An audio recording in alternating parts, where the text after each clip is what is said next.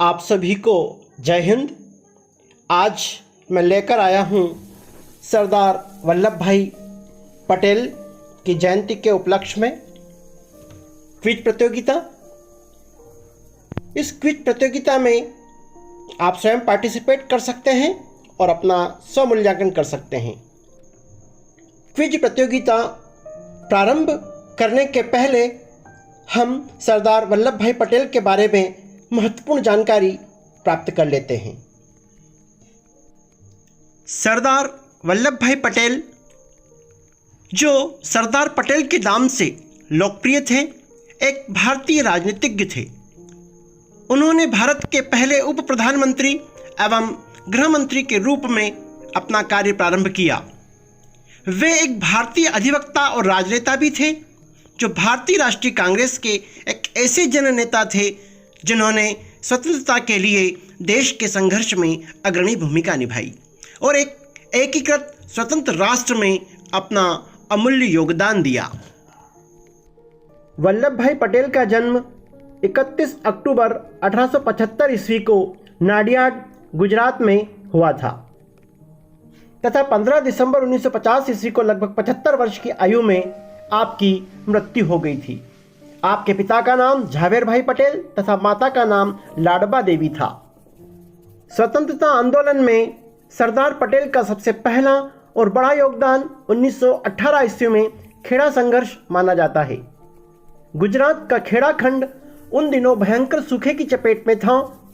किसानों ने अंग्रेज सरकार से भारी कर में छूट की मांग की। जब यह स्वीकार नहीं किया गया तो सरदार पटेल, गांधी जी एवं अन्य लोगों ने किसानों का नेतृत्व किया और उन्हें कर न देने के लिए प्रेरित किया। अंत में सरकार झुकी और उस वर्ष करों में राहत दी गई। यह सरदार पटेल की पहली सफलता थी। इसी प्रकार सन 1928 ईस्वी में बारडोली सत्याग्रह का नेतृत्व भी सरदार वल्लभ भाई पटेल ने किया था। उस समय प्रांतीय सरकार ने किसानों के लगान में 30% तक वृद्धि कर दी थी। पटेल ने इस लगान वृद्धि का जमकर विरोध किया। सरकार ने इस सत्याग्रह आंदोलन को कुचलने के लिए कठोर कदम उठाए, पर अंततः विवश होकर उन्हें किसानों की मांग मानना पड़ी। इस सत्याग्रह आंदोलन के सफल होने के बाद वहां की महिलाओं ने वल्लभ भाई पटेल को सरदार कहकर सम्मानित किया। जब देश स्वतंत्र हुआ तब सरदार वल्लभ भाई पटेल प्रधानमंत्री की दौड़ में शामिल थे, किंतु महात्मा गांधी जी के निवेदन पर उन्हें प्रधानमंत्री पद की दौड़ से बाहर होना पड़ा। उन्हें देश का पहला उप प्रधानमंत्री बनाया गया तथा गृह मंत्री पद से भी उन्हें नवाजा गया। स्वतंत्रता के समय भारत में लगभग 565 देशी रियासतें थी। इनका क्षेत्रफल भारत का 40% था।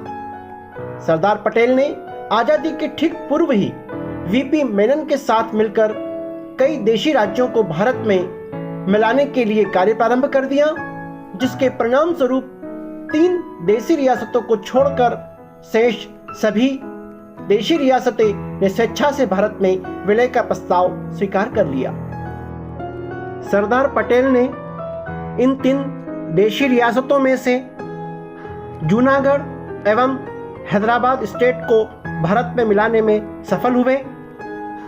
हैदराबाद स्टेट के लिए उन्होंने ऑपरेशन पोलो नाम से एक योजना बनाई और उसका भी भारत में विलय कर लिया। इनकी इन उपलब्धियों के कारण उन्हें भारत का लौह पुरुष भी कहा जाता है। तत्कालीन प्रधानमंत्री जवाहरलाल नेहरू जी ने कश्मीर को यह कहकर अपने पास रख लिया था कि यह समस्या एक अंतर्राष्ट्रीय समस्या है। कश्मीर समस्या को संयुक्त राष्ट्र संघ में ले जाया गया और अलगाववादी ताकतों के कारण जम्मू कश्मीर राज्य को विशेष राज्य का दर्जा मिल गया, जिसको माननीय प्रधानमंत्री नरेंद्र जी मोदी ने 2019 में विशेष राज्य का दर्जा समाप्त करके धारा 370 को समाप्त कर दिया है, जो भारतीय इतिहास के लिए एक गौरवमय क्षण था।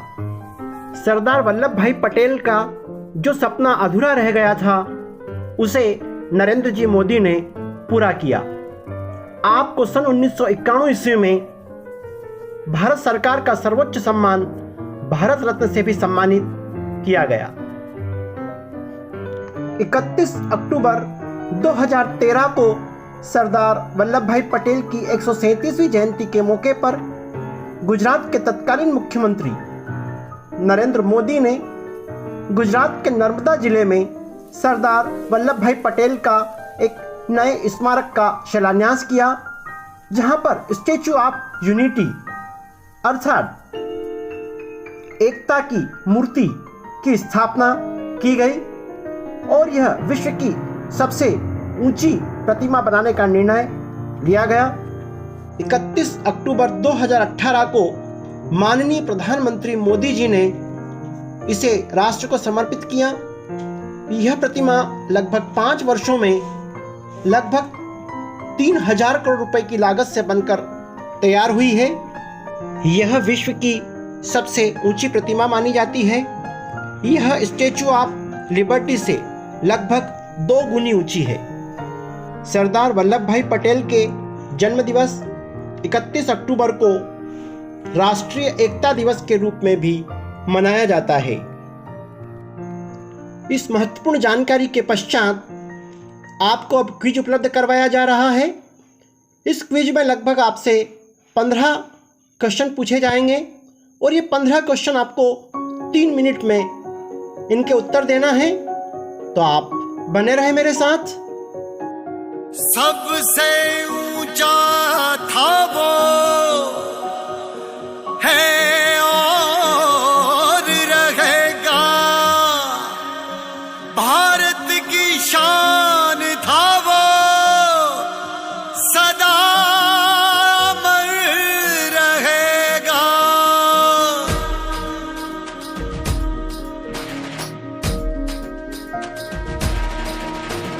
सबसे ऊंचा है सबसे शानदार, लोह पुरुष है हमारा सरदार।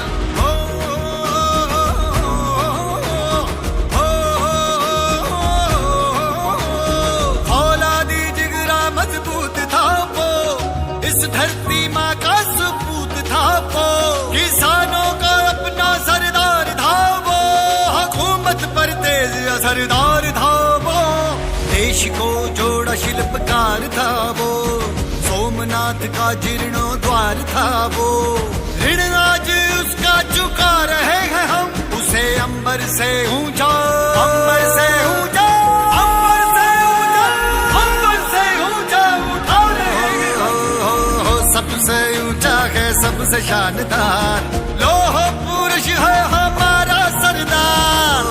सबसे ऊंचा है सबसे शानदार, लोह पुरुष है हमारा सरदार। सबसे ऊंचा है सबसे शानदार, लोह पुरुष है हमारा सरदार। तुम तुम तुम दाना ना ना ना ना ना तुम तुम दाना ना ना ना ना नागिर दिख दिन नागिर दिख दिन दाना ना ना ना ना ना ना ना ना ना। भव्य सरदार का ये दर्शन हर सदी में हमें पाना